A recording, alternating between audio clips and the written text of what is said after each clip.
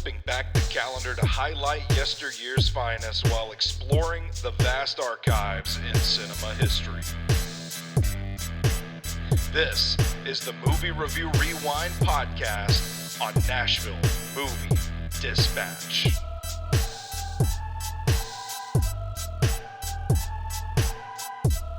Welcome back for another episode of the Movie Review Rewind podcast right here on Nashville Movie Dispatch.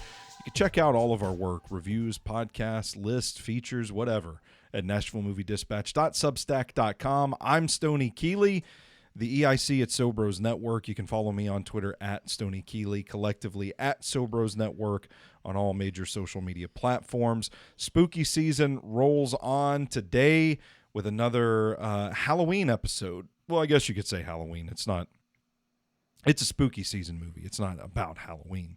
We're going to be digging into 2015's The Witch, written and directed by one of my favorite dudes in the game today, Mr. Robert Eggers. And he's here now to join us. No. Hi. That's a great Robert That's Eggers a good impression. That's Brandon Vick, the board member of the Music City Film Critics Association, member of Southeastern Film Critics Association, our resident film critic here at Nashville Movie Dispatch, Mr. Big Shot himself. How you doing today? I'm good. I wish people thought Robert Eggers sounded like a nice older Southern lady. Hi. Hi there.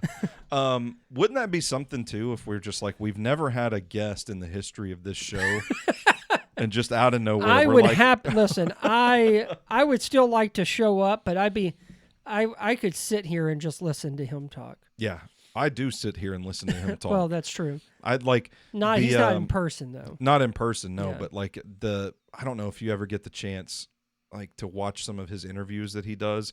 A lot of I have The Witch and The Lighthouse, and like going through the DVD special features and stuff, it's just like him at Q&A panels and just like the making of stuff, and it's just like, I don't know, man, this dude has such a deep appreciation for the art of putting you into a story and telling something accurately. Yeah. I could sit and listen to him talk for hours. No, I haven't watched any like special features, but I have watched interviews with him, especially like when it's like when the Northman's coming out or Nosferatu's coming, like when his films are about to kind of hit and he's kind of jumping around and specific, focusing in on whatever project he's got. But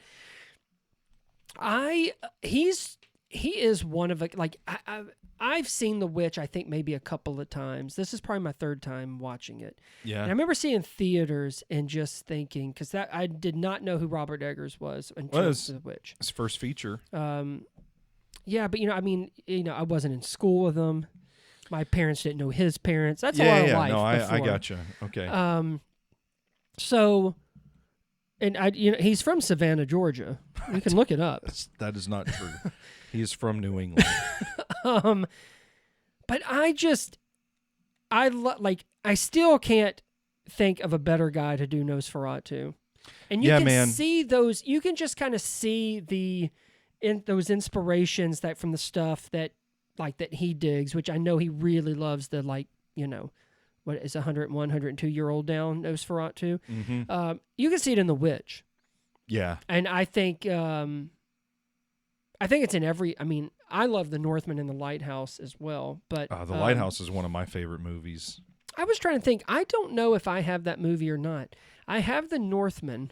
Yeah. But I don't have The Witch, and I might have The Lighthouse, but I have The Northman. I thought I had The Northman too, because I was somewhere that it was on sale and I didn't buy it.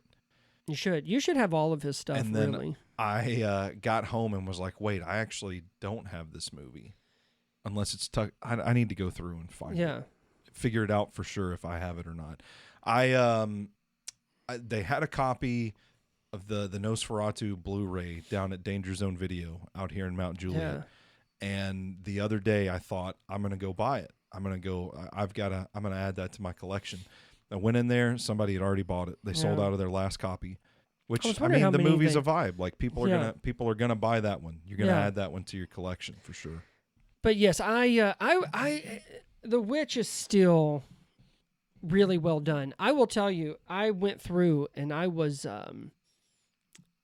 I had ranked on my letterbox. Mm-hmm. I had ranked Eggers movies, I think, around Nosferatu time. Yeah. But I didn't actually put stars with them. I just kind of ranked them. But I actually went back and found where I had rated all.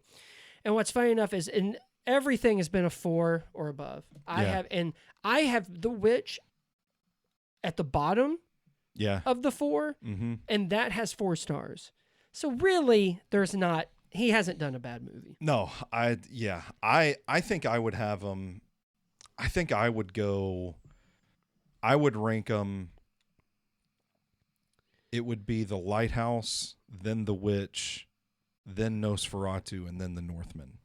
I have The Northman at 4.5 out of 5, and everything else is 5 out of 5 for me. I don't think I've done any 5s, but I have The Lighthouse, The Northman, Nosferatu, and The Witch. Yeah. And I'll be honest, I could switch The Witch and Nosferatu as well. I feel like whichever one I watched the most recently is my favorite one. Like, I saw The Witch, and I'm like, you know what? That one's actually really done. And in 90 minutes. Like, it's so well crafted and explores so many different themes within 90 minutes. But then I feel like I could watch Nosferatu, because I'll be honest, that final scene, I cannot get out of my head. Yeah. It's a work of art. It's grotesque, but it is beautiful in the Robert Eggers kind of way. Yeah. I will forever remember it, the way the whole thing is done. But that very last one was fantastic. So, but yes, and Anya Taylor-Joy, I think this is the first time I'd seen her. I think it was her first role. Was that her first, like, I don't know. She may have been TV, but I want to think this was her first film one. Yeah, So it was a first for 2 people who've gone on to do great things. And I don't know the guy's name, but he has a voice I wish I had. Who played the dad. I don't know how to pronounce it. Ralph Ineson? Yeah, but he's in Nosferatu. He is, yeah. And he's Galactus, isn't he? Very distinct, recognizable voice oh for sure. Oh my gosh. The filmography. You think the cock matches the voice? You know what I mean? I hope so. Yeah, The Witch was her first. Anya Taylor-Joy's first. Wow. She has an uncredited role in Vampire Academy in 2014. I won't count it. But role is Feeder Girl. I'm not counting it. Yeah, I'm not counting it. The Witch is her first movie. Yeah. I never saw Last Night in Soho. Oh, that's great. Yeah, I want to watch that's a good one. She would go on to be in The Northman, work with Eggers Nicole again. Kidman and Ethan Hawke and what's that guy's name? Klaus Bang, I think is his name. I want to go back and watch The Northman. I do too. Yeah, there's his co-writer on The Northman wrote a book that I read last fall. I'm like, these dudes just hang out together. Do they live in they just do the dark days. It's like it based in Scandinavia, like Viking lore, and I'm just like, okay. Well, that seems exactly. Like, how do these dudes just find each other and like just create the most insane shit? And Eggers, I think next movie is like a werewolf one, but it's in, I forgot the time, but like it's going to be in the actual language. Yeah. And everything. Like, that's insane. He ain't half-assed nothing. And there's an interview actually during Nosferatu where. Because I think he's also doing the Legacy sequel to Labyrinth. I think that came back around, and I think he actually is doing it. I thought that got shelved. I do, and maybe it has, but I do remember him in an interview saying that he has no interest in doing present-day stuff at all. Mm-hmm. That he found it boring, I think he said. Let's start here. Let's go back to 2015 when this film came out. Dark psychological folk horror, probably not your traditional slasher this time of year. Yeah, I think it plays well because of the vibes.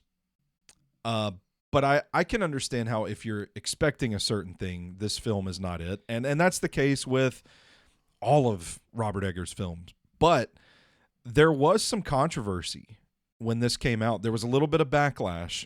Because it was kind of marketed as this terrifying horror, you've never seen anything like it before kind of film. And it's really not that. And some people were pissed. They said it was too slow. Not I enough can see where someone says it's boring. It's not violent. How did you feel about it the first time you saw this movie? So thank you for asking, because I recently went back into the letterbox. My initial one, and again, this was 10 years ago at this point. Yeah. I didn't even realize that, by the way. Well, I thought I had something on it. I mean, we talk about this quite a bit when reviewing these movies, or like going back and looking at things through a different lens since time has passed. And it happens sometimes where you're like, oh, it feels weird now to watch this film and imagine anybody going and being disappointed by it. You know, like, it's such a well-crafted film. And I think people kind of know Robert Eggers now. Now it's a different thing. Like, if yeah. you go see an Eggers film, you kind of know what you're in for. Yeah. So when I first saw it, I had put out that the atmosphere and soundtrack is chilling enough, but the paranoia and pure evil that runs through the family shakes their faith and will shake your nerves. Robert Eggers spawns more of a psychological than horror film, where he lets his terror devour the screen. Yeah. Short and sweet, but and it's true. And honestly, I should have put in there, I mean, the performances are fantastic. It's all about mood, atmosphere, the tone, the score. Like I said, I mean, it really, it works on every level. And you're right. If you want kind of the cheap jump scares, that's not really it. Mm-hmm. And all of his stuff in many aspects is more of, it just slowly kind of just seeps in. Yeah. And then you're kind of like, oh, fuck, okay. Like, yeah. And like, it's terrifying, but it's, to me, no matter when it takes place, it's more terrifying because it's the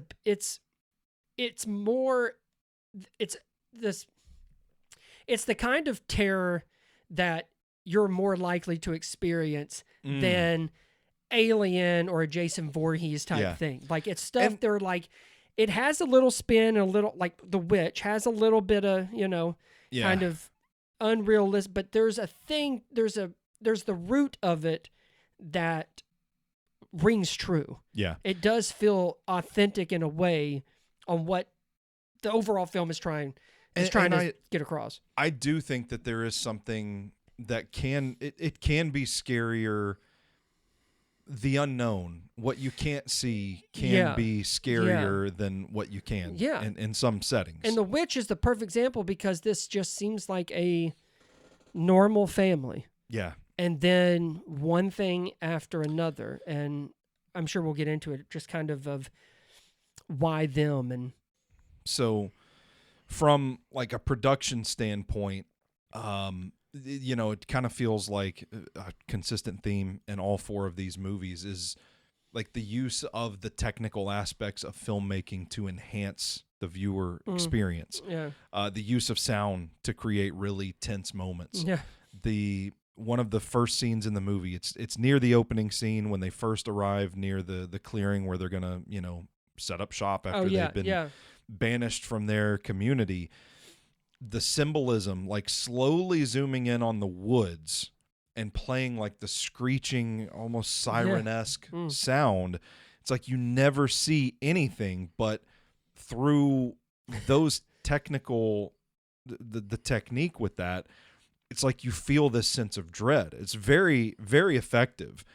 It's like, there's something all the way through. Yeah. It's all the way through.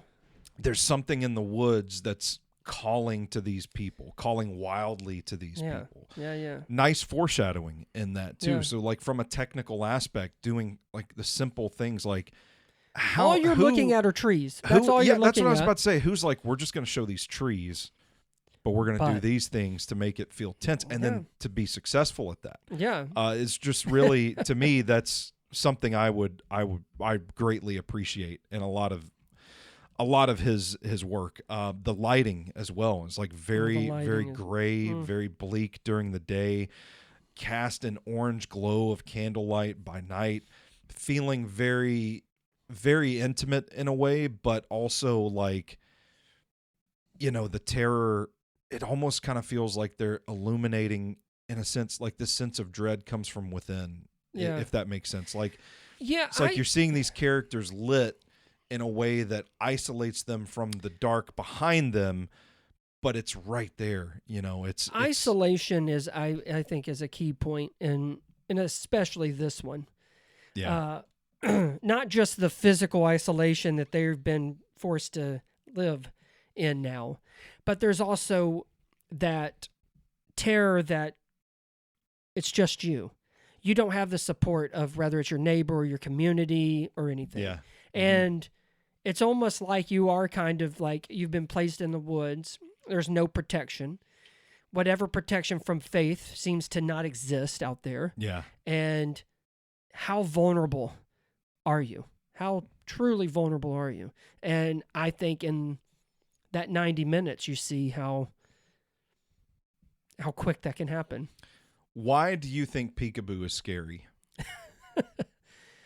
The first time the Peekaboo scene happens where the baby goes missing, yeah, I did put my hands over my face because I'm like, I don't know. This feels it's so quiet. It feels so innocent. Yeah. And out of that, I think you get a sense of dread knowing what the film's about. It's like, what are we about to see here? Well, I made a joke beforehand of like they play Peekaboo in Ice Age. Well, clearly, I think you're going to have a different feeling than that. But I think it's because it's like you said. From the first scene, we know that this probably doesn't end well. Yeah. We know that there's some kind of terror. There is this just this tenseness that's in there because you don't really know what you're in for, and you don't, I don't even think it's really discussed on why they're banished. You're just kind of, here's the family, here they are, and it's gone. It's a disagreement. And so, but I think a lot of it is the unknown. Like if you're playing it, you're covering your eyes. What are you going to see when you open them, or when your hands, know? And so, and what's great about that scene is you instantly, she does it 2 or 3 times, and the last time she does it, that face changes before you see that the baby is gone, and that nothing else, what could have taken that child, because you didn't hear anything, you didn't see anything, and she wanders off, and that's it. Yeah. That's all you see. And it's never explained again. Well, actually, it is explained. Yeah. I forgot. There's that one scene. I forgot. But they don't know. Yeah. The talking about the filmmaking aspect of it, Robert Eggers talks a lot about how, like, back in those days, the real world and the fairy tale world were basically the same. You think about how, like, as far as like people approached these ideas, like he gives the example of if people said you were a witch back then, they believed it. Like they thought you were going out at night, riding around on your broom, that sort of deal. But I think it's kind of funny to think about how the times have changed us. Something that Rooster and I have talked about on Phone It In, like nobody really believes in magic or superstition anymore. Like there's actual research suggesting that people have become more skeptical. The advent of science, like a lot of the feelings about these fairy tale sort of things, the fairy tale world, as Eggers called it, have gone. They've died out in people. But in this way, I kind of feel like it's more unnerving if a goat starts talking to you. Like today, if I go up and a goat starts talking to me, I'm thinking, what the fuck is happening? Like this is, what is happening to my body right now? But that back then they saw that and they were probably just like, oh yeah, well that's the devil. It's the devil. The devil was talking to everybody. Yeah, y'all not see that? We got to get rid of it. We got to kill this goat. Yeah, get rid of it. And so, to me, it's kind of funny to think how scary that would be to us now. But back then, they're just like they're prepared for it. But it's like because of course, a normal thing. Yeah. Of course, he's talking. I told you. And Satan. Eggers talked about wanting to build an archetype of what the witch actually is and why it's actually scary and all that stuff, talking about how he was asked at a panel Q&A in Salem. Nice. They went there to kind of watch this movie and talk about it a little bit. I don't remember if it was like during Halloween, but that would have been sick if you were there visiting. I think this movie came out in like February? Yeah, I don't recall. I think it came out early on. But he was there talking about like how he wanted to build this archetype of what a witch is and how he likes archetypes in movies, because someone had brought up this being a metaphor for current times. And he was like, I didn't intend that. But the thing about building these archetypes is that they are timeless stories that kind of translate throughout the generations, where, you know, people aren't wearing the same clothes, they're not living in the same houses and stuff, but thematically, there's a lot of issues that tell these stories throughout the years.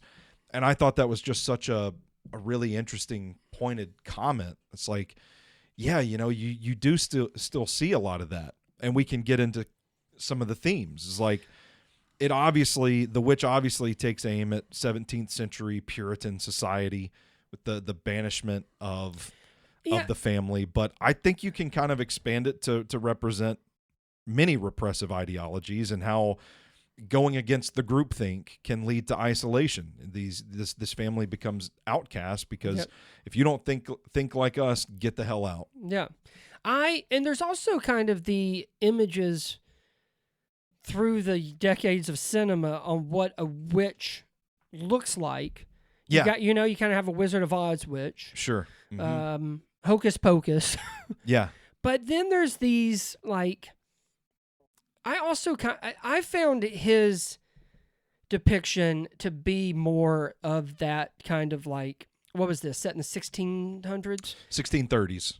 So I kind of felt that seemed more realistic. For sure. Like, if that was the case, they weren't going to look this certain way, which also is kind of scary, because you're kind of applying, like you said, like with the themes, like it doesn't necessarily have to be this or that, but there's things that are kind of tailed in on these things, and that you can take it and you can apply it to numerous things. But I felt like he's sort of putting that kind of humanity in them to where, like, oh, they're doing crazy stuff. But Anya Taylor-Joy's character kind of shows you, what I took as how they all kind of got there. Like, in their ways, that's not just some old, ugly hunchback witch wanting to take kids and put them in an oven. That's not it. But then you're right. I think if you kind of go outside of the 1600s, those witches could be a lot of different things now. Yeah, for sure. The witches are, yes, but that paint that there's a parallel as something else. Yeah. And that's the same thing, because at the end of the day, it's tested their belief and their faith, and just how fragile it really is. And that a moment or a decision changes it all. Even though you may feel like you are as solid as can be, and whatever you think, stand for, teach, write, talk about, it's amazing what it and especially when you don't have that support system. Yeah. And, you know, like you said, there's a problem with just like, okay, you don't have my opinion, you're cast out. Well, but then it's also like that security that you can find, and I think it's the case now in faith, always gets tested when you're not with everyone else. It's almost like, oh, that one animal is right there, and it's I forgot the expression, but basically is ready to be killed. Like, you're just waiting. And I feel like there's a little bit, I probably shouldn't say a little bit, there's a lot of basically toying around with this family until we're ready to, and the baby was the off. first thing, but we got a lot more family members to get to in 90 minutes. So. Yeah. I think Thomason's sort of yearning for independence, sort of a coming of age deal at a time, like trying to figure out who you are. Right. She wants things that aren't necessarily as restrictive as the ideals of this like Puritan family. Yeah. And it's interesting because Eggers said that he didn't intend to write a feminist film, but when you start flipping through the history books, the pages are bursting with feminism. And so he does kind of like that in this story. There is ultimately like a metamorphosis. I mean, it is pretty morbid. Yeah. The whole fucking family dies. Yeah. But Thomason sheds her clothes at the end, and in a way it's symbolic of her like shedding the old life to become what she's truly meant to be, sort of deal. Like she's kind of enticed by the words of Black Phillip, and then as the film ends and she stumbles upon the coven in the woods or whatever, it kind of like you see this look over her face. It's just almost like relief, like like I've found my people. Deal. Oh, absolutely. There's certainly a liberation going on. Yeah. Now, whether you think it's good or bad, good or evil, that's the different story. Yeah. There's some elements of I really like the way this film is set. Kind of takes on the concept of nature and society. Like, what's the word I'm trying to look for? Like, I don't want to say like, they paved paradise to put up a parking lot deal, but like clearing the forest to set up our shop and sort of the forest fighting back, like what's tame versus what's wild. And you see that directly when Black Phillip just clocks William and then just kills him.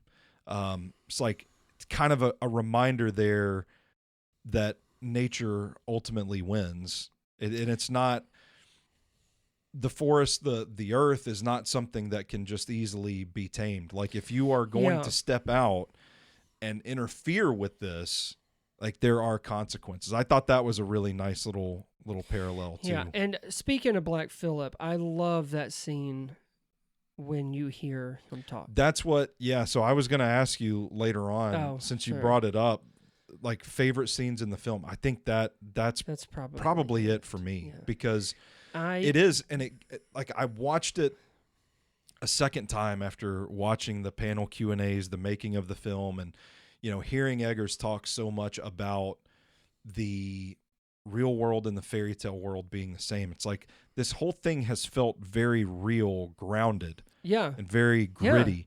And then in that moment, when you hear the voice talk back to Thomason, and there's like an awkward pause where it's like it's hanging in the air, like is he about to talk back to her?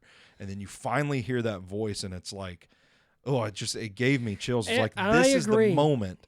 This in a single moment is what he's trying to convey about these two worlds being the same. Yeah. It's like you're here now. You're in that moment. Yes, and I also feel like just when you're watching it, it's the first. It's one of the things I think that really kind of gets into the deepness of like what they're experiencing. Yeah. Like the baby's gone, you kind of see that, you're like, oh, okay, well, clearly there is something in the woods, but it's almost like everything is kind of just a tease. It's not that it's not real, but it's almost like, okay, but within the family and within what they're kind of struggling with, there really is this presence that is here. Yeah. And and a lot of it, I think, and like in the family, rightfully so, is they're questioning it. And it seems like the person that's mostly questioning it is the one who's actually going to listen the most intensely of all of them. Mm-hmm. Because the younger kids say he can talk. Yeah. But she doesn't hear it, and we don't hear it. Mm-hmm. We only hear it when she hears it. And so I just felt like it was at the point where, yes, the two worlds are essentially merging, but it's also like that first like real, I don't want to say reassurance, but almost like the first like kind of real, like the needle's gone into the arm and now they're put like, it's that kind of moment. And the way it's done is not corny or cheesy. And honestly, when I was listening to it, I rewound it and listened to it again and had to turn it up because the way that talks is just enough where, I mean, without like blowing your speakers out, but like it's almost like it's done in not really a whisper, but it's like, and then what he says then triggers kind of the, kind of that full, as you were talking about metamorphosis, that the time is now. Yeah. And it's almost like, but we, along with Thomason, are going through the journey that gets her to hear him. Yeah. And man. Again, good or bad, that's not what I'm talking about. I lean good. I'm actually stoked. I watched that scene and I'm like, I don't know. I think that would be pretty cool to just go live with a coven of witches in the woods. But you know don't want my entire family to die. No. But I do think there is something and I mean, again, you can obviously a lot of it you can interpret any way you want and put whatever kind of image you want on the family, the witches, Black Phillip, Thomason. But it does kind of bring up an interesting point as far as like, I think we're just subconsciously supposed to say witches are bad, but I don't quite. I think Thomason's journey kind of tells you, I think it's a bit more, I think it's a bit more kind of complex than just, oh gosh, those witches, like, kind of like the Wizard of Oz, evil green witch. And it kind of makes you realize, there's a story behind every one of them that are flying. You know what I mean? It's pretty cool. Pretty cool. Yeah. That panel Q&A with the Salem Historical Society I mentioned earlier, the host, whose name escapes me at the moment, brought up how difficult it is for him to watch movies. Like, people don't like watching movies with him because he's like, oh, well, that's not real. No, that's not how it happened. That's not accurate. Yeah, he's right. He said that they brought the witch to the group and they watched it together, and he said, we didn't see anything wrong. We didn't see anything wrong with it.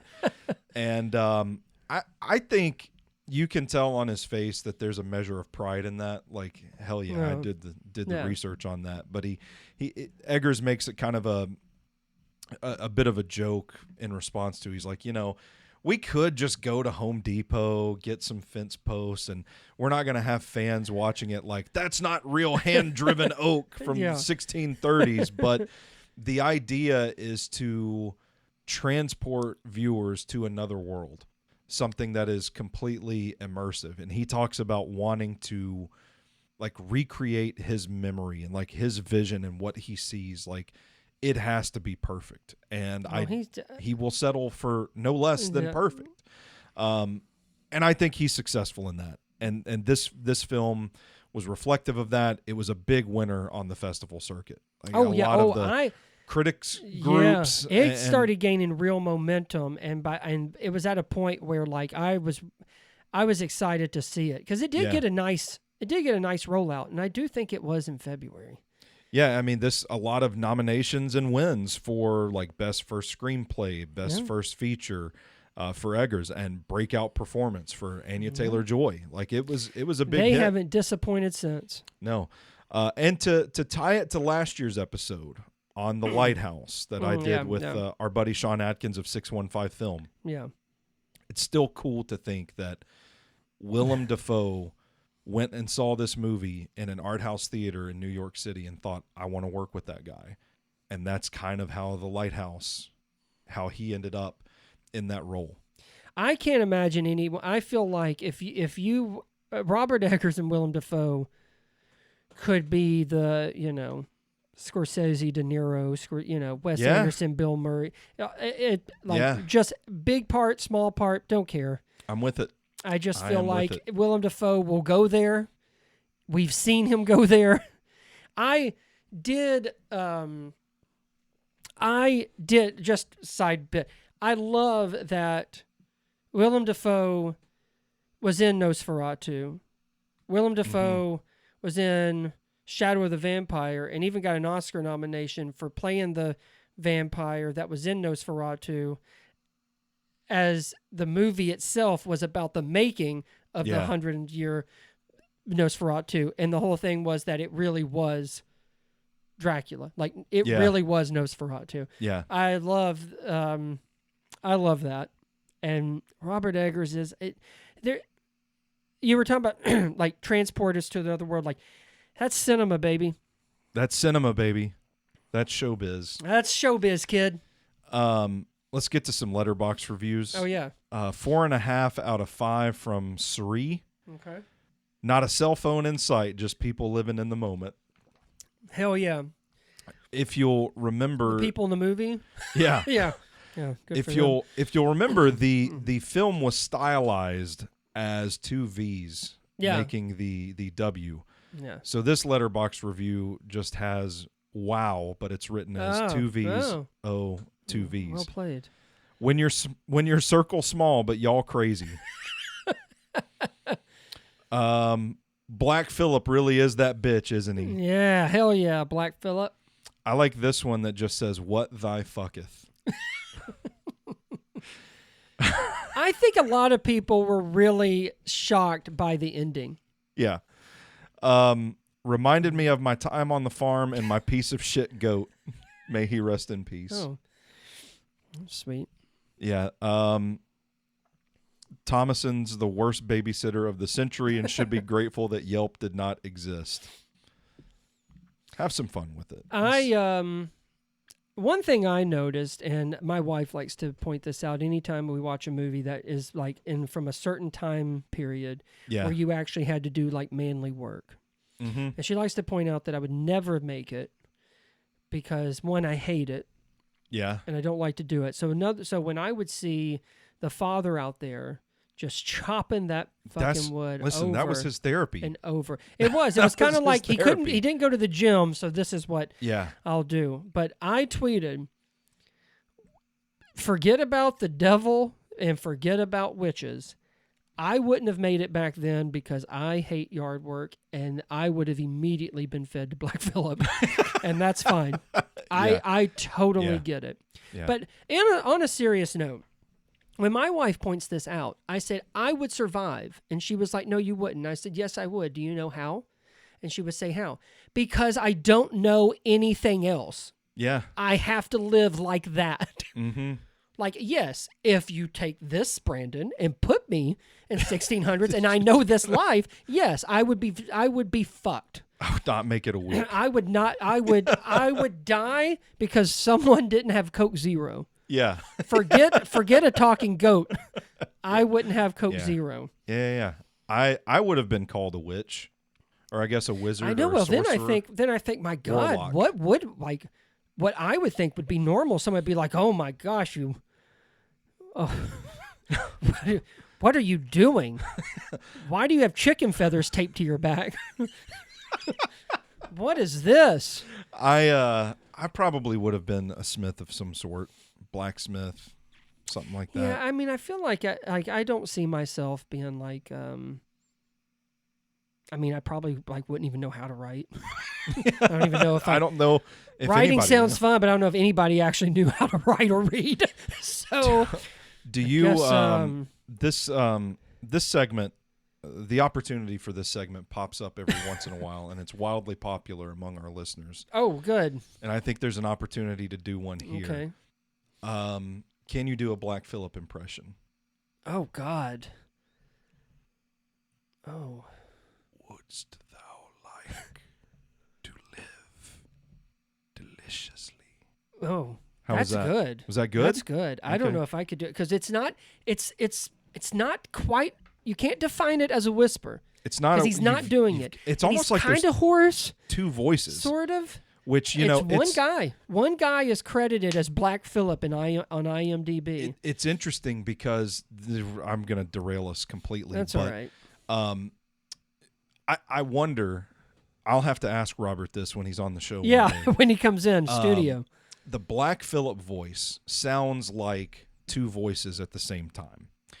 And I don't know if this is a detail that he did on purpose or what. I would assume so. But if you go, I don't remember like some of the cases where like demonic possession has supposedly happened and they have recordings. Like if you listen to the recordings, people have described it as like, it sounds like two different voices in the same body. And when I heard Black Phillip's voice, it was like, it's almost like there's one voice that's whispering, and then there's one voice that's kind of rumbling, just kind of smooth. Yeah. But then there's the whisper on top of it. And it kind of made me think like, oh, is he drawing to like exorcism stories? I mean, I'll be honest. To do this. The work that he puts in, I'm sure there was real consideration on how is it going to sound, but also on real accounts from, I mean, hell, maybe back then. Yeah. Let me see if I can try it. I'm going to kill your father with my horn. Ha! What if Black Phillip was a Southern older woman? Hi, cutie. It's like I'm the devil. It's like Uncle Baby Billy. Go on now. Go on. You tell Baby Billy. Go on. Oh God! But I loved whatever brought him to that choice of that voice, and I had not heard it in a long time. It like you just wait. I remember telling my wife, I'm like, wait till he talks. Like that's the one thing I remember. I remember the end, but I remember mostly. I was pretty sure everyone basically died except for her. But I'm like, I'll never forget when. And there's that, like you said earlier, there's that right amount of pause where you're like, this has got nuts, and then you hear it just kind of creep in, and you're like, oh my God. And then when they show him, it's kind of, I mean, in another world, it would be silly. Yeah. But it goes back to her, and you hear it again, and it's still like, you know, it's crazy how it works so well. What did your wife think of the movie? She, what was the words? Boring. Really? Yeah. She didn't like it when we went to see it in theaters. I can't get Aura on board with Robert Eggers. She was a trooper for most of Nosferatu. We watched that all together back in December, and at one point in the movie, she was snoring. We had to pause it and be like, hey. I don't even know if she's watched the other stuff. I feel like she's seen The Northman with me. My wife called The Northman boring. And then I don't know if she saw The Lighthouse. I think I went to a press screening thing for that. I don't think she even went. We watched The Lighthouse together, and she, after it was over, she was just like, "What the fuck? It's a lot. What the fuck is that?" Also, almost like she was mad at me, like you made me watch that. I will say, The Witch and its Robert Eggers levels is pretty tame. I think so too, and that's what I was curious to hear what your wife thought of it. Yeah, no, she just thought because it was boring. I thought, oh, maybe I can get Aura in on this. Nope, she thought it was boring. So my wife will probably truly, think it's boring too. I know she hadn't seen Nosferatu. My sister-in-law did, and she liked it, and she really. We were talking about that final image you see. If she went to see The Northman, it was because I just wanted to see it. But I honestly feel like that may have been a press screening too, and I know The Lighthouse was, and I don't think she went. Yeah. But I don't know because she does like Willem Dafoe, you see. So well, maybe that's let me test be the waters. Yeah, let me be clear. She doesn't ask for Robert Eggers. She doesn't ask for any of his movies. So I can't call her a fan. Is this one that you think you'll add to your spooky season rotation? Or is it not like... Because I feel like this is a really good folk horror movie. Yes. But it's not like Halloween vibes. Here's the thing. Yeah, I'm... Probably not, only because I like I could... Okay, let me put that... Only so many days in October. Not only that, and I know this is spooky season. I could watch The Witch any time of the year, and I'm fine. The movies that I watch in October, I only watch in October. Yeah. If that makes sense. No, I got you. Yeah. Well, that's going to do it for us. Brandon, any parting thoughts on The Witch? I think we've done a pretty good job. I think when you edit this, you should start with your Black Phillip. Yeah. And then, I mean, leave it in as well. But all right. But yeah, let's see. There we go. Because that sounded pretty damn good to me. And listen, I just watched this thing like a couple days ago. Oh, so thank it's fresh. you. We were just, It's fresh on my mind. I don't know if it's gonna hit like our When Harry Met Sally impressions, but that's true. But we'll see. That's true. But yeah, Robert Eggers is a Southern white woman, and you aced the Black Phillip. Oh, we've accomplished a lot here. Nice. That is going to do it for another Movie Review Rewind podcast. Spooky season will roll on again next Friday. Again, more bonus episodes in October because we love the season for the film schedule. Once again, check out all of our work at NashvilleMovieDispatch.substack.com. Subscribe to Nashville Movie Dispatch wherever you take in your podcast. He's Brandon. I'm Stoney. And until next time, you stay classy, moviegoers.